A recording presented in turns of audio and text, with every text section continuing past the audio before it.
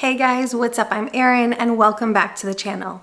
Can you realistically get rich quick? Surprisingly, I think the answer to that is yes. If we define quick as about 10 years, and we define rich as financial freedom, whatever that means to you, and a lot of it is going to come down to your lifestyle. And make no mistake about it, 10 years is absolutely quick. Consider that most people have to work 40 or 45 years with the hopes of achieving financial freedom. So shortening that down to a fourth of the time is absolutely quick. If you've watched any of my videos, you probably know I'm not the type of person to suggest some 5-step system that you buy and follow and then suddenly it unlocks a lifetime of passive income. Quite frankly, I think those kind of things are a load of crap and they only make money for the people who are selling them. When it comes to building wealth, the two most important things you have to consider are your income and your expenses. How much of your income can you save and invest and put to work building wealth? Consider that in America, the average savings rate is about 4%. With a savings rate like that, it would take you about 70 years to reach financial freedom, which is why so many people never reach this stage of wealth with their finances. The most common recommendation from the financial pros is that you invest 15% of your income. And if you do this, you would be on track to reach financial freedom in about 43 years' time. After that amount of time, you would be able to replace your income following the rule of 4%. And 43 years is about the typical working career. So if you do this consistently, you can absolutely get there in this time frame. But what if you want to fast track your road to wealth? Well, you're gonna have to up your savings rate. What if you have a 25% savings rate? Well, that means your road to financial independence is now just 32 years. And that's pretty impressive. Consider that for each percent that you increase your savings rate from 15% to 25%, it shaves off roughly 1 year of you needing to work. And I don't know about you, but that sounds like a pretty darn good return to me, and a pretty good argument for increasing your savings rate. But 32 years isn't 10 years, the time frame we were talking about to get rich fast.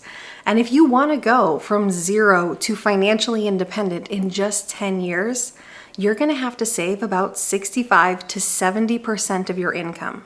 And for most people, that's not entirely possible. For instance, let's say you have the typical household income of $75,000. After taxes, that income is gonna look more like $60,500. At a 65% savings rate, that means you would be investing over $39,000 and living off just $21,000. Certainly not an easy feat and definitely gonna require a lot of creativity and a lot of frugality. But what if you're a higher income earner, or you're a household with 2 spouses who earn a decent income? Say the household income is $150,000. After tax, that would be closer to $112,000, and a savings rate of 65% would mean that you're investing about $73,000 a year and living off $39,000. Now, these figures are more realistic than the first example, but I don't know many households that are making $150,000 a year that want to live off just $40,000 a year. It's absolutely possible, it just doesn't happen all that often. Let's go for one more example with an even higher income family, this time with a household income of $250,000. After tax, that leaves $176,000. Savings rate of 65% leaves you with just $62,000 to live off of. This is why I say your financial life gets easier with a bigger shovel, because having such an aggressive savings rate on a fairly typical income is very hard. Sometimes it leaves your budget squeezed incredibly tight, impossibly tight. So if you have a higher income, hitting these benchmarks is easier, and it's easier to fast track your route to financial freedom. I certainly don't want to say it's impossible to hit financial freedom or achieve that FIRE lifestyle with just a short time frame, like 10 years on a typical income, but it's going to be incredibly hard. It gets easier when you have a higher income, but it's still going to be hard because it still requires a lot of frugality and a lot of sacrifice. But there's another important question to consider on this quest to get rich quick, and that is, why do you want to get rich quick? Rather, you could focus on doing the things necessary to set yourself up for a lifetime of financial success. And arguably, that might make your journey to wealth more enjoyable. What if you could commit to 10 years of avoiding lifestyle creep? That could have an amazing effect on your investments if for just 10 years you committed to living on your starting salary. The typical college grad can expect over $18,000 in raises in their first 5 years following graduation, and $32,000 in raises within the first 10 years following graduation. Think about if every raise and every bonus for those first 10 years after graduating you invested rather than increasing your lifestyle. 10 years of sacrifice. Think about where that could put you financially. And I think these kind of sacrifices are easier to make in your 20s. At this point, nobody really expects you to have any money. You probably don't have too many obligations. You might not own a home yet. You might not have a family. So at this stage of life, these sacrifices are easier. And think about how powerful it is to build up a robust nest egg at such a young age. Think about compounding interest and what that can grow to. If you could save these types of amounts for 10 years post-graduation, by the time you hit the age of, say, 32, you could easily have $100,000 or $150,000 invested. And those amounts left to grow on their own without you ever adding another dime to it could turn you into a millionaire at retirement. Now, of course, I would never expect a person with such an aggressive savings habit to up and stop investing altogether. So odds are that this person would become a millionaire much, much sooner. I think your early career years are best utilized exploring different careers. Finding a career you're good at, finding a career that offers great pay, finding a way to mix your passion with a career that offers great pay. I think it's very important to get invested early on, but I think it's far more important to get yourself into a career that has great earning potential. I can genuinely say that I have a job that I love, but I can also genuinely say that I have a job that most people hate, and that's what makes my job valuable, in that I do the things other people don't want to do. I work with medical and dental insurance, and our insurance system is incredibly complex and cumbersome. But at least in my eyes, it's literally just following the rules. Once you know the rules, the answers are black and white. There is a solid, concrete answer, which is why I love what I do. But there's no reason to stick it out in a career you don't enjoy, or in a career that doesn't have a reliable growth trajectory. Even if you want to reach FIRE and retire early, say reach financial independence in your early 40s, you're still going to be working in this career for about 20 years or so. So it makes no sense to commit such a huge chunk of your life to a job that you don't enjoy. And if you want to reach financial freedom early, you're going to need this job to pay well. Let's return to that chart that looks at savings rates versus years to financial freedom. If you look at the numbers, it looks like you get the biggest bang for your buck, pun intended, when you hit a savings rate of 30 or 40% of your income.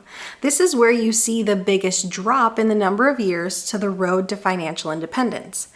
After this point, for each 5% or so that you increase your savings rate, you only see your road to financial independence decrease by about a year or two at a time.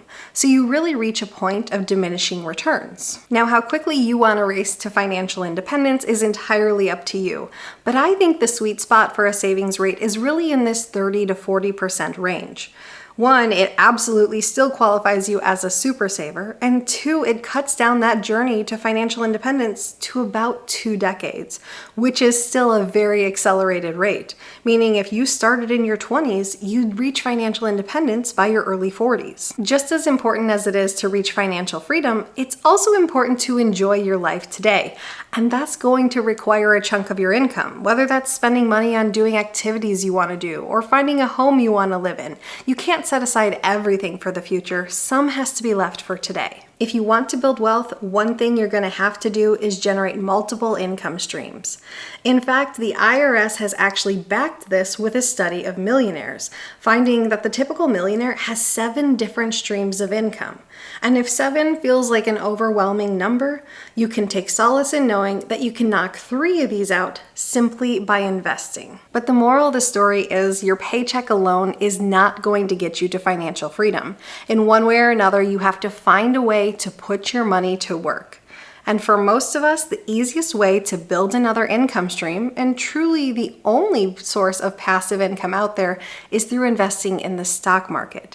The barriers to entry are very low. You can get started with very small amounts of money, and setting up an account probably takes all of 10 minutes. And of course, it does take time to build up a nest egg large enough that you could actually live off of, but if you get started and you stay consistent with it, you can absolutely get there. In the beginning, when you reach, say, your first $50,000 invested, and the market returns, say, 10%, and you find you just made $5,000, that can feel pretty amazing.